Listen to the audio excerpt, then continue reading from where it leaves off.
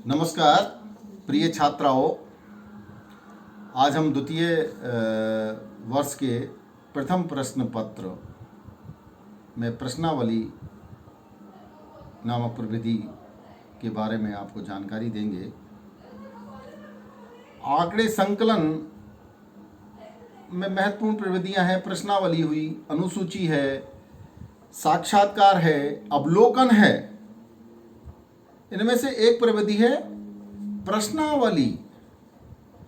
सामाजिक अनुसंधान की प्रक्रिया में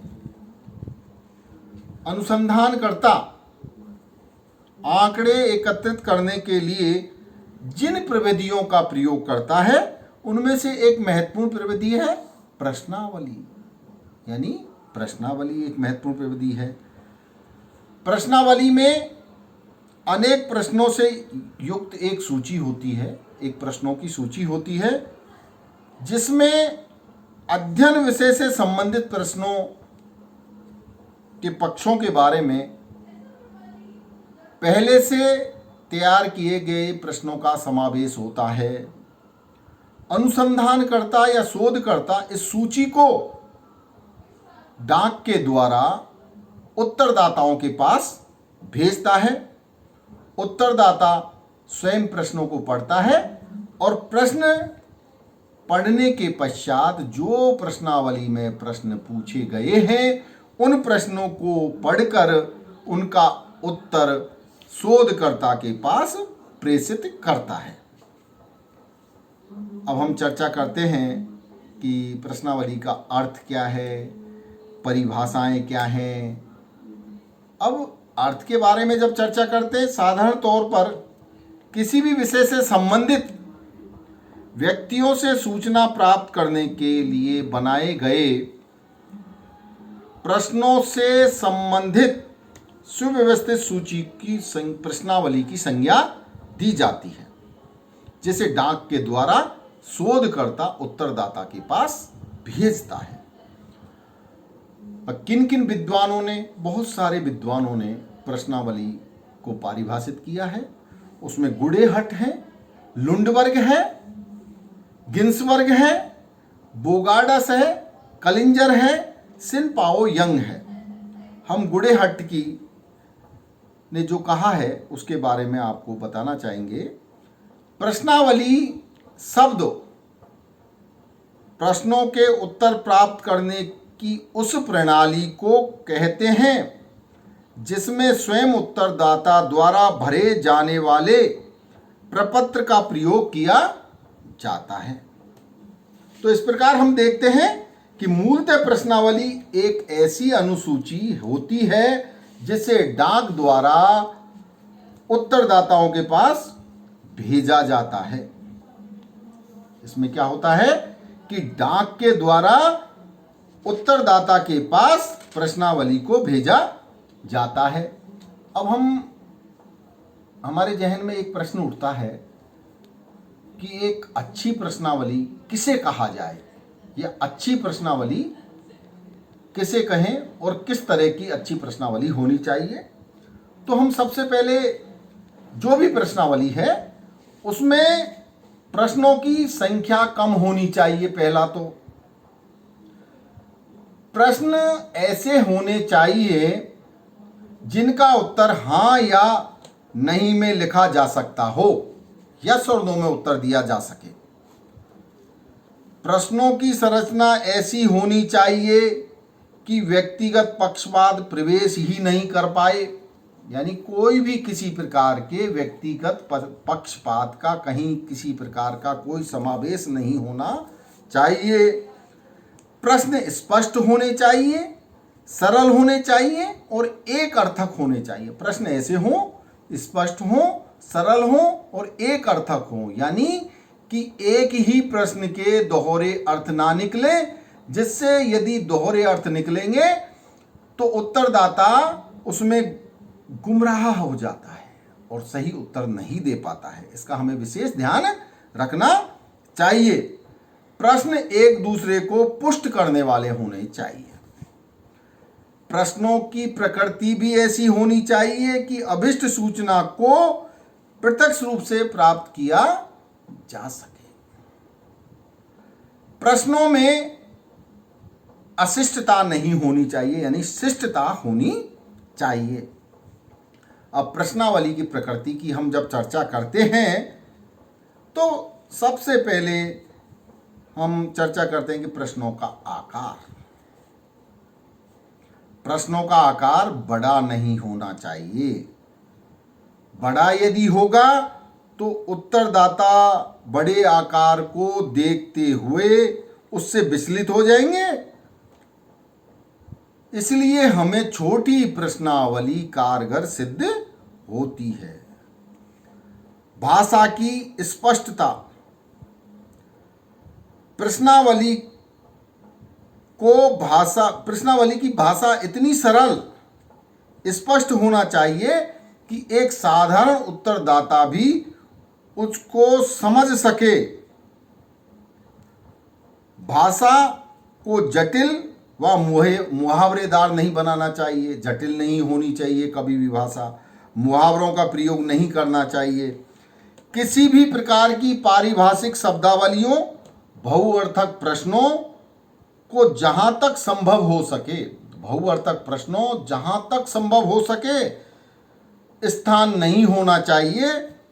जितने सरल प्रश्न होंगे उत्तर उतने ही स्पष्ट होंगे। यानी कि हम जितने सरल प्रश्न पूछेंगे उत्तर उतने ही उत्तरदाता स्पष्ट दे पाएंगे। इकाइयों की स्पष्टता। अध्ययनकर्ता जिन इकाइयों का प्रयोग ला रहा है उनका स्पष्ट रूप से परिभाषित करना चाहिए ताकि उत्तरदाता अलग अलग तरीके से अपने दृष्टिकोण से व्याख्या ना कर सकें। प्रश्न उपयोगी होने चाहिए। प्रश्नों से उत्तरदाता को परेशान होता है और अनुसंधानकर्ता का प्रश्नों का भी उद्देश्य पूर्ण नहीं हो पाता है। अतः ऐसे योग्य प्रश्न पूछे जाने चाहिए जिनसे उत्तरदाता भी उनका जवाब निसंकोच दे से। विशिष्ट प्रश्नों से बचाव। कुछ प्रश्नों का संबंध व्यक्तिगत जीवन से होता है, भावनाओं से होता है और रहस्यात्मक जीवन से होता है। ऐसे प्रश्नों से शोधकर्ता को हमेशा ही बचना चाहिए। कोई भी व्यंग्यात्मक प्रश्न नहीं पूछा जाना चाहिए जिससे कि उत्तरदाता की भावनाओं को ठेस पहुंचे। इस प्रकार प्रश्नों से भी बचाना जाना चाहिए जिससे कि अपने उद्देश्य विफल नहीं हो। यानी कि सही प्रश्न नहीं पूछेंगे तो हमारा उद्देश्य विफल हो जाता है।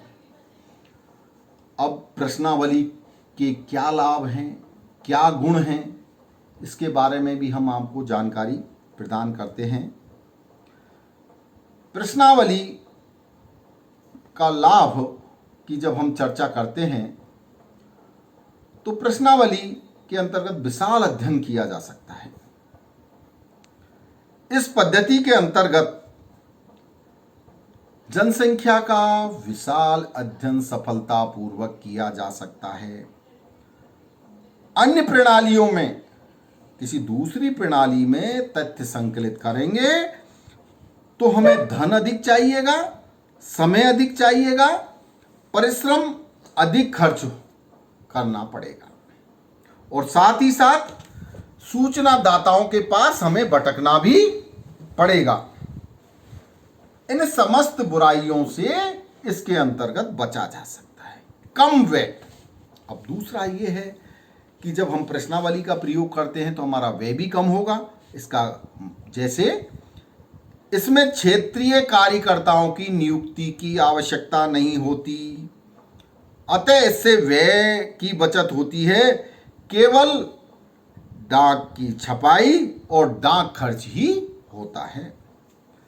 यह एक सुविधाजनक प्रणाली भी है। इस प्रणाली की सबसे बड़ी सुविधा यह है कि सूचनाओं को कम समय के अंदर ही प्राप्त कर लिया जाता है। जो सूचना है उनको कम समय के अंतर्गत ही प्राप्त कर लिया जाता है। प्रश्नावलियों को उत्तरदाताओं के पास भेज दिया जाता है और कुछ समय के भीतर ही उत्तरदाता सूचना सहित भेज देते हैं। इसमें पुनरावृत्ति की संभावना भी है। अलग अलग समय प्रश्नावलियों को उत्तरदाता के दृष्टिकोण का पता लगाने के लिए भेज दिया जाता है, या कुछ ऐसे अनुसंधान होते हैं जिनमें निश्चित समय के बाद कई बार सूचना प्राप्त करनी होती है, तो इसके लिए प्रश्नावली पद्धति बड़ी उपयोगी है। इसके अतिरिक्त प्रश्नावली स्वतंत्र और निष्पक्ष सूचना देने में भी कारगर सिद्ध है। प्रश्नों के उत्तर देने में उत्तरदाता को पूर्णतः स्वतंत्रता रहती है। इस प्रणाली में अनुसंधानकर्ता व्यक्तिगत रूप से उत्तरदाता के समक्ष उपस्थित नहीं होता है, अतः सूचनादाता बहुत सारी ऐसी जानकारियां निसंकोच और निष्पक्ष रूप से देने का प्रयत्न करता है। अतः इस पद्धति द्वारा सूचना अधिक विश्वसनीय और प्रामाणिक होती है। अब हम इसकी चर्चा करते हैं कि दोष क्या क्या हैं, यानी प्रश्नावली का दोष क्या है, या सीमाएं क्या हैं, या लिमिटेशन क्या है। पहली लिमिटेशन है प्रतिनिधित्वपूर्ण निदर्शन की संभावना नहीं। चूंकि प्रश्नावली के अंतर्गत शिक्षित व्यक्तियों से ही तथ्य संकलित किया जाता है, अतः इसमें प्रतिनिधित्वपूर्ण निदर्शन की संभावना नहीं रहती है। दूसरा है गहन अध्ययन के लिए अनुपयुक्त। प्रश्नावली द्वारा केवल छोटे मोटे तथ्यों को तो एकत्र किया जाता है, प्रश्न की गहराई तक नहीं पहुंचा जा सकता। साक्षात्कार के द्वारा मनुष्य के मनोभाव, प्रवृत्तियों, आंतरिक गहराइयों का अध्ययन हो सकता है, जबकि प्रश्नावली द्वारा केवल सहायक सूचनाएं प्राप्त हो सकती हैं। पूर्ण सूचना की कम संभावना। प्रश्नावली के संबंध में एक कटु अनुभव है, यानी कि शोधकर्ताओं का एक कटु अनुभव है कि उत्तरदाता अक्सर अधिक दिलचस्पी नहीं लेते हैं, क्योंकि पहली बात तो यह है कि उसका अनुसंधानकर्ता से पृथक संबंध नहीं होता है, यानी अनुसंधानकर्ता उसके सामने नहीं होता है। दूसरी बात यह है कि उनका स्वयं का कोई प्रयोजन हल नहीं होता, अतः वे लापरवाही से जवाब देते हैं। शब्दों का अर्थ अलग अलग लगाया जाता है, अतः उनके उत्तर भी विश्वसनीय नहीं होते हैं। अब और चर्चा करते हैं कि उत्तर प्राप्ति की समस्या। प्रश्नावलियों में उत्तर ना तो समय पर आते हैं और ना उत्तर सही आते हैं। बार बार याद दिलाने पर भी वे डाक से समय पर नहीं लौटाते हैं, अतः कई बार अनुसंधानकर्ता को परेशानियों का सामना करना पड़ता है और वह लिखना भी छोड़ देता है। ऐसी स्थिति में वास्तविकता और सत्यता का पता नहीं लग सकता। इन दोषों के बावजूद भी, अब हम जब चर्चा करते हैं कि इसमें दोष भी हैं, इन दोषों के बावजूद भी प्रश्नावली द्वारा तथ्य संकलन करने में काफ़ी सुविधा रहती है। यह अध्ययन क्षेत्र का जो विस्तृत अध्ययन क्षेत्र है उसका अध्ययन कर सकती है।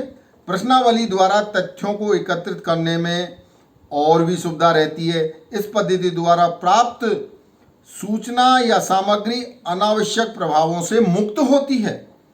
अनुसंधानकर्ता के बारे में सूचनादाताओं की अज्ञानता भी आंतरिक सूचना प्राप्त होने में वरदान सिद्ध होती है।